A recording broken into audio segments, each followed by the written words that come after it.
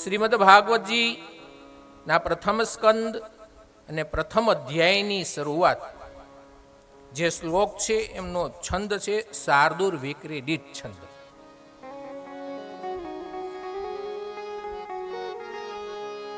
વ્યાસ ભગવાને વિચાર કરી કે આ કલિકાલની અંદર વેદોનું અધ્યયન કોણ કરશે, કોણ એટલા પુરાણો ભણશે, કોણ બ્રહ્મસૂત્ર ભણશે.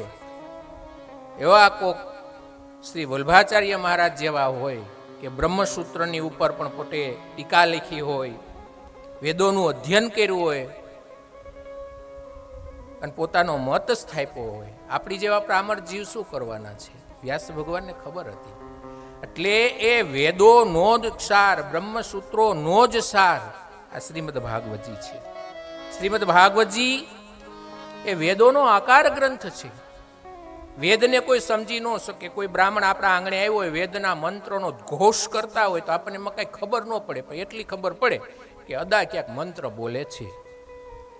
તો આને સમજવા માટે કલિકાલની અંદર તો કીધું કે ભાઈ એની ઉપર દિવ્ય ભાષ્ય લખવું. તો બ્રહ્મસૂત્રોનું બેઠે બેઠું જ ભાષ્ય વ્યાસ ભગવાને આ શ્રીમદ ભાગવતજીની અંદર રાખી લીધું.